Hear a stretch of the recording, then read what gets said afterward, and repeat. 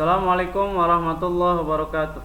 Apa kabar teman-teman semua? Semoga teman-teman semua senantiasa diberikan kesehatan oleh Allah Subhanahu wa taala dan tetap semangat di dalam belajarnya. Amin ya Allah ya rabbal alamin.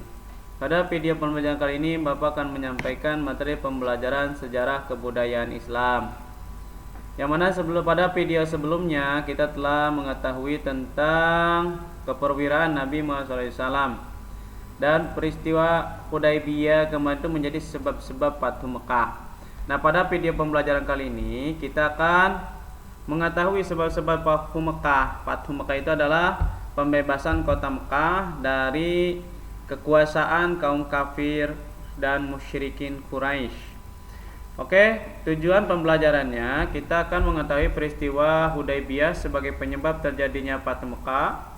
Yang kedua, kita akan mengenai kesepakatan dalam perjanjian Hudaybiyah. Yang ketiga, kita akan mengerti pengaruh perjanjian Hudaybiyah terhadap perkembangan Islam. Dan yang keempat, kita akan mengetahui hikmah dari peristiwa perjanjian Hudaybiyah. Oke teman-teman, kita lanjut saja ke materi pembelajaran. Namun sebelumnya mari kita sama-sama membacakan basmalah. Bismillahirrahmanirrahim. Oke teman-teman, peristiwa perjanjian Hudaybiyah sebagai penyebab terjadinya Fathu Mekah. Kapan terjadinya perjanjian Hudaybiyah? Ini pernah disampaikan sebelumnya, yaitu bulan Zulhijjah tahun 6 Hijriah, bertepatan dengan 6 Maret 628 Masehi. Jumlah jamaah 1.400 orang termasuk istri Rasulullah yaitu Ummu Salamah. Dan untuk mengatur urusan umat di Madinah diserahkan kepada Ummi Maksum. Ya, kita juga akan mengetahui tokoh-tokoh dalam perjanjian Hudaybiyah: Rasulullah, Utsman bin Affan, Ali bin Abi Thalib dari kaum muslimin, Abu Sufyan, Suhail bin Amr dari suku Quraisy. Jadi perjanjian Hudaybiyah ini terjadi ketika Nabi Muhammad hendak melakukan haji ke Makkah, yaitu membawa jumlah 1.400 orang. Kan tetapi di tengah perjalanan ini ditolak oleh orang kafir Quraisy sehingga terjadi perjanjian Hudaybiyah. Yaitu ketika itu Rasulullah mengirim Utsman bin Affan untuk bernegosiasi dengan pemimpin kaum kafir Quraisy yaitu Abu Sufyan, sehingga terjadilah kesepakatan yaitu perjanjian dengan Rasulullah dari kaum kafir Quraisy diwakili oleh Suhail bin Amr. Peristiwa pada perjanjian Hudaybiyah ini adalah ada peristiwa Baitur Ridwan atau baiat, itu perjanji sumpah setia para sahabat dengan Rasulullah yang diabadikan dalam Al-Qur'an surah Al-Fat ayat 18, teman-teman.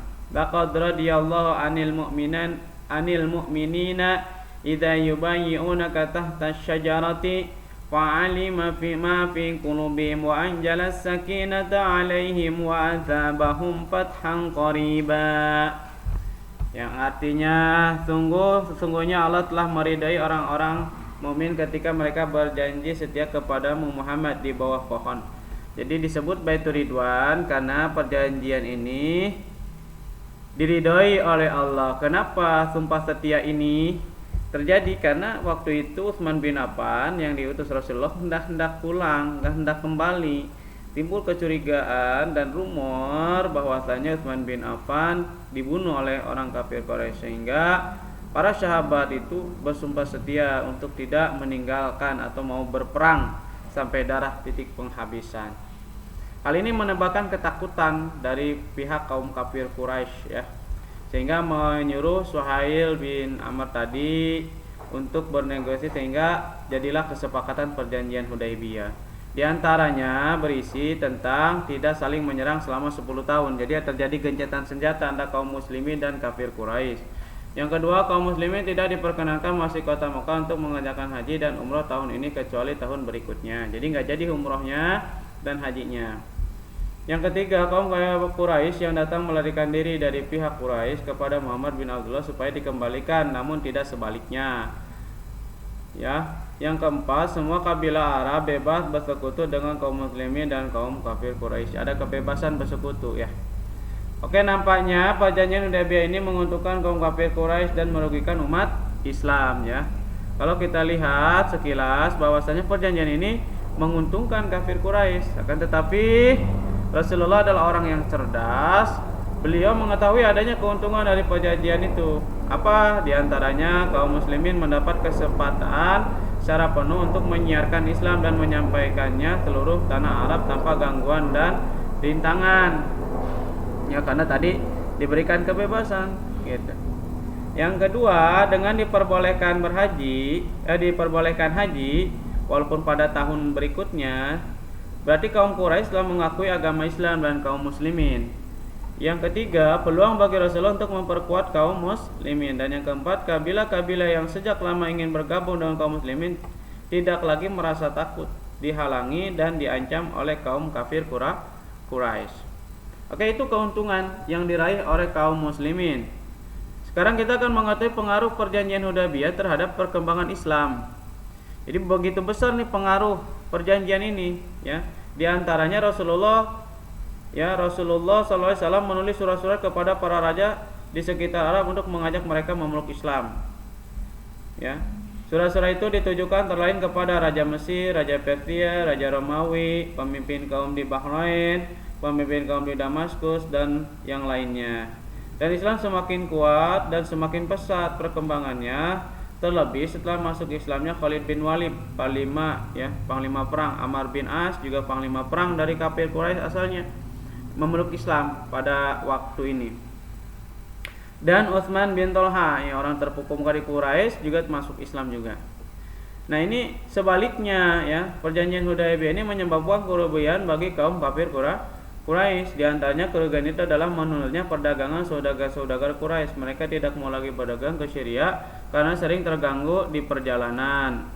Jadi tadi kan di dalam perjanjian Hudaybiyah itu kesepakatannya ketika kaum kafir Quraisy kembali kepada ke Mekah tidak usah dikembalikan, sedangkan kaum muslimin atau kaum kafir Quraisy yang ke Madinah kembali kepada Rasulullah dikembalikan. Makanya Rasulullah mematuhi perjanjian itu. Akhirnya kaum masyarakat kafir Quraisy yang ke Rasulullah pengen Islam atau pengen memeluk Islam akhirnya dikembalikan, nggak ini sama Rasulullah. Nah, mereka pun di Mekah nggak mau ke Mekah, akhirnya ada di gurun-gurun pasir dan mengganggu perdagangan daripada saudagar Quraisy tersebut. Oke, teman-teman, kita akan mengetahui hikmah dari peristiwa perjanjian Hudaybiyah. Adapun hikmah dari perjanjian Hudaybiyah adalah dengan perjanjian Hudaybiyah kaum kafir Quraisy mengakui kedudukan kaum muslimin. Yang kedua, perjanjian Hudaybiyah memberikan jaminan keamanan dan ketenangan bagi kaum muslimin maupun kafir Quraisy. Yang ketiga, dengan adanya kesepakatan damai ini memungkinkan kaum muslimin dan kaum musyrik di Mekah maupun di Madinah bergaul dengan leluasa. Yang keempat, masa-masa perdamaian ini memberikan kesempatan kepada kaum kafir Quraisy untuk lebih mengenal Islam. Dan yang terakhir, orang-orang yang lemah dan masuk Islam berani menampakkan keislamannya secara terang-terangan. Itu diantara daripada hikmah-hikmah yang didapat dari perjanjian Hudaybiyah. Oke, teman-teman, ini aja video pembelajaran kali ini. Mudah-mudahan bermanfaat bagi kita semua. Dan sebelum diakhiri, Bapak akan menyampaikan tugas. Di antaranya buatlah ringkasan tentang keuntungan. Tulisannya salah. Keuntungan kaum muslimin akibat dari perjanjian Hudaybiyah. Jadi apa yang diuntungkan oleh kaum muslimin dari perjanjian Hudaybiyah itu? Jawabannya dikirim melalui WA berbentuk foto, ya teman-teman. Batas waktunya ditunggu sampai jam 3 sore saja. Ini saja yang dapat Bapak sampaikan. Sampai jumpa lagi dan terima kasih. Wabillahi taufiq wal hidayah. Wassalamualaikum warahmatullahi wabarakatuh.